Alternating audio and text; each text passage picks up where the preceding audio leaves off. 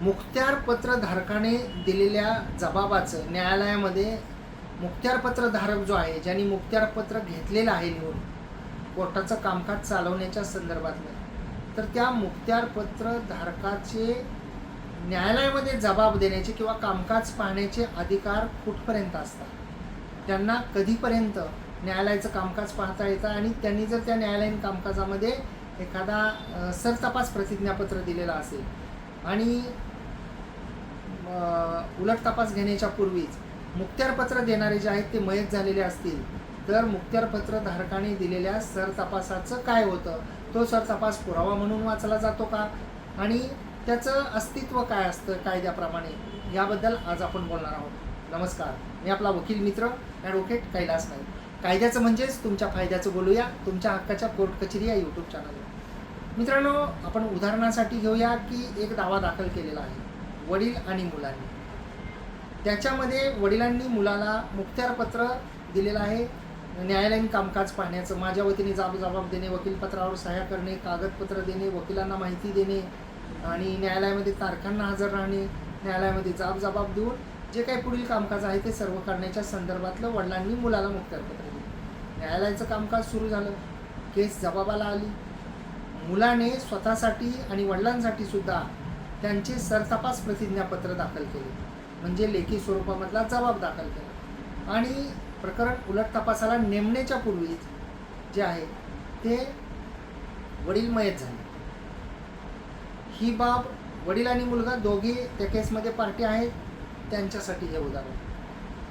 तर दोघातर्फे जर जबाब दिलेला असेल आणि वडील जर मयत झालेले असतील, तर दाव्यामध्ये जे त्यांचे वारस आहेत ते वादी म्हणून समाविष्ट होऊ शकतात. ते न्यायालयामध्ये तसा अर्ज दाखल करू शकतात. वादींच्या वारसांच्या बाबतीमध्ये जो एकटा वादी त्याच्यामध्ये शिल्लक राहिलेला असतो आणि त्या मयत झालेल्याला वादीसोबत इतर वारस असतील, तर हा वादी त्या उर्वरित वारसांना दाव्याच्या कामी वादी म्हणून समाविष्ट करा अशा स्वरूपाचा अर्ज कायद्याने देऊ शकतो. तो त्यांना प्रतिवादी करा म्हणून अर्ज देऊ शकेल, फॉर्मल प्रतिवादी. परंतु जर का वादी म्हणून समाविष्ट करायचा असेल तर त्या इतर वारसांनी स्वतः न्यायालयामध्ये येऊन अर्ज द्यावा लागेल की हे व्यक्ती आहेत जे मयत झाले, त्यांच्या आम्ही वारस आहोत, आम्हाला त्यांचे कायद्याने हक्क प्राप्त झाले आहेत आणि आम्हाला वादी म्हणून समाविष्ट करा. वादी म्हणून समाविष्ट करण्यासाठी जे वारस आहेत त्यांनी स्वतः अर्ज करावा. हा एक कायदेशीर मुद्दा. तर दोघांतर्फे मुखत्यारपत्र दिल्यानंतर आणि एक वडील जे आहेत आपल्या उदाहरणामधले, तर ते मयत झाल्यानंतर दोघांतर्फे दिलेला जबाब जो आहे तो मुलापुरता एकट्यापुरता सरतपास असं मानलं जातं, कारण मयत झाल्यानंतर ते मुखत्यारपत्र त्या व्यक्तीच्या बाबतीमध्ये संपुष्टात येतं. आता उदाहरणार्थ दाव्यामध्ये जे आहे ते एकच वादी आहेत आणि त्या वादीने त्या दाव्यात पक्षकारच नसलेल्या एखाद्या अन्य त्रयस्थ इस्माला मुखत्यारपत्र दिलेलं असेल आणि त्यांनी सुद्धा सरतपास प्रतिज्ञापत्र दिले, त्यांचा जबाब दिला, उलट तपास अजून झाला नाही आणि ते मयत झाले ज्यांनी मुखत्यारपत्र दिले ते.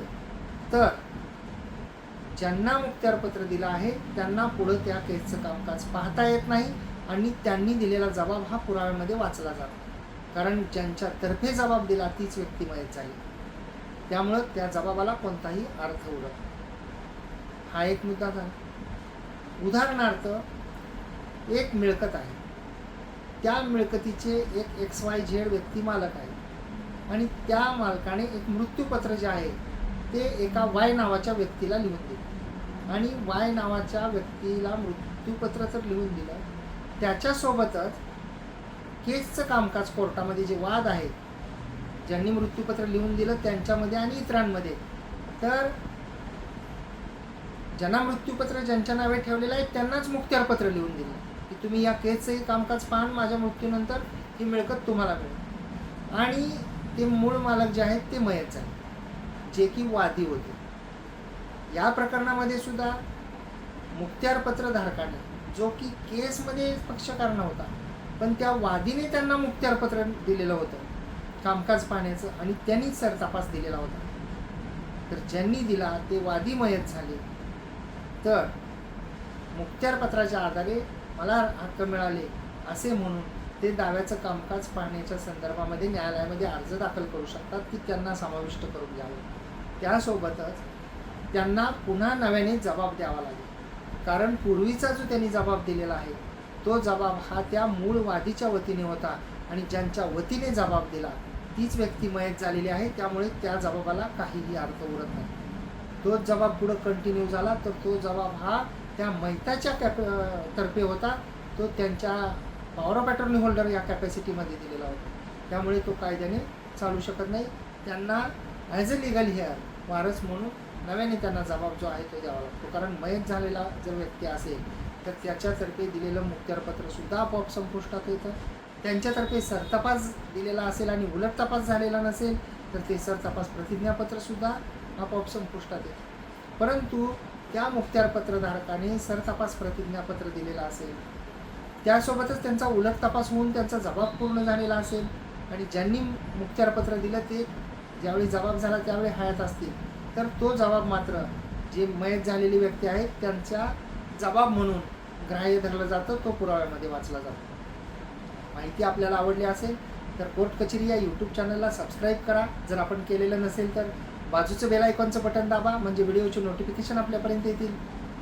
हाईप नावाचं कलरचं बटन आपल्याला दिसलं तर त्यालाही क्लिक करा म्हणजे व्हिडिओ जास्तीत जास्त लोकांपर्यंत पोहोचेल. त्यासाठी कोणतेही पैसे द्यावे लागत नाही.